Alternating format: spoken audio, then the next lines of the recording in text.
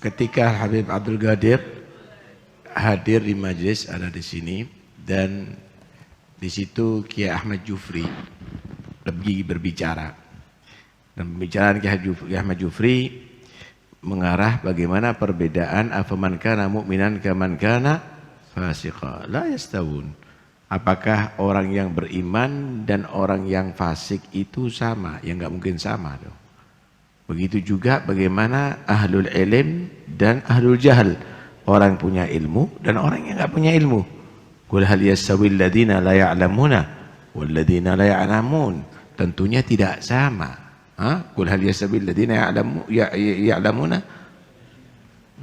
wal ladzina la ya'lamun. Tentunya tidak sama.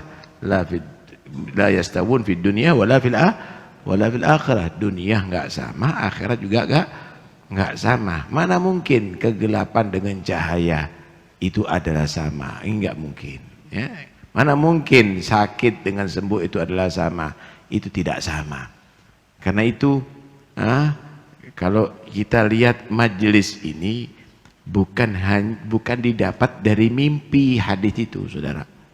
Bukan didapat dari mimpi, dari hayalan, tapi itu ada irtibat, ada hubungan dari guru ke guru ke guru sampai ke Nabi Shallallahu Alaihi Wasallam. Sampailah hadis yang dikumpulkan oleh Al-Imam Bukhari kepada kita, dan kita mendengarkan hadis ini seperti kita dengarkan dari Nabi.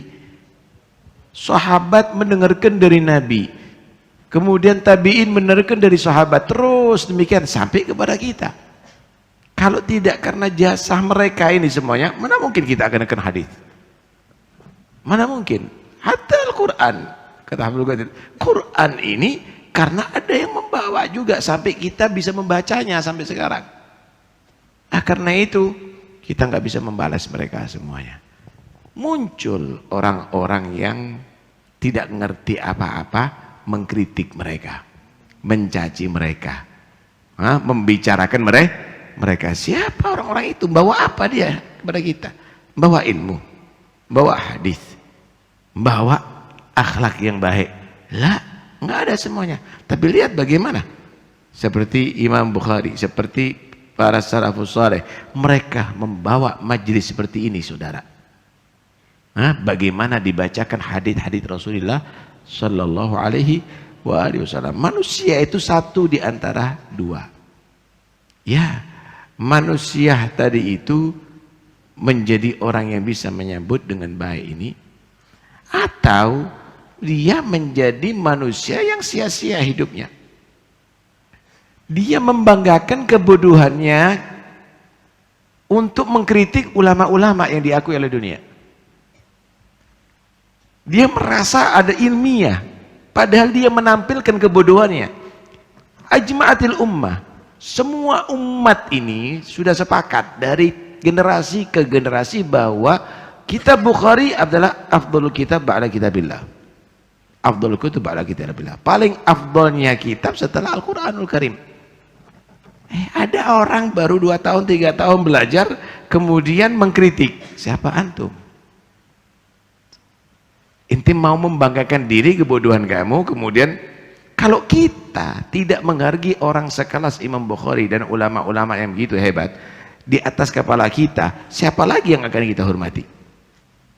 Siapa lagi yang akan kita banggakan ada di Islam ini semuanya? Karena itu, alhamdulillah kita dididik untuk beradab kepada mereka semuanya, dan ini mereka adalah tanpa kita hormati sudah mendapatkan karamah dari Allah Subhanahu wa ta'ala. Bagaimana Allah menyatakan yarfa'illahu alladhina amanu minkum walladhina utul ilma darajat. Allah mengangkat derajat mereka, saudara. Dan tahukah Anda Imam Ghazali ini mengusahakan hadis ini bukan waktu yang singkat, 16 tahun siang dan malam mengumpulkan ini hadis. Dari Bukhara di daerah Rusia sampai ke Samarkand, kemudian sampai ke Syam, kemudian sampai ke Haramain, sampai ke Irak, sampai merantau dari negeri mengumpulkan hadis ini semuanya. dan dilakukan dengan adab, mendengarkan di sana ada orang yang meriwayatkan hadis, berangkat, nggak cukup dia mendengarkan kemudian, kalau kita kan ngelihat Google kemudian ngelihat ada di YouTube langsung disampaikan, tapi Imam Bukhari nggak begitu. Walaupun saat itu harus melampaui puluhan mil berjalan ke sana, dan hidupnya beliau dalam keadaan miskin, berjalan ke sana, kadang-kadang harus menyeberang lautan sampai ada di situ ketuk pintunya, kemudian dia mandi dahulu, kemudian wudu, kemudian duduk dengan adab. Aku mendengar Anda mendapatkan hadis Rasulullah, dicatat betul-betul, dihafalkan betul-betul, dirapikan. Kemudian timbul ada orang-orang yang mau mengkritik, inti bawa apa untuk Islam ini? Kamu bawa apa untuk Islam? Inti ngacak-ngacak yang sudah diatur oleh salafus saleh.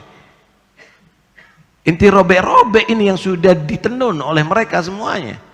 Bawa apa kamu? Bawa fitnah, bawa hikmah, bawa ilmu, bawa khasyah, bawa ibadah, bawa istiqamah.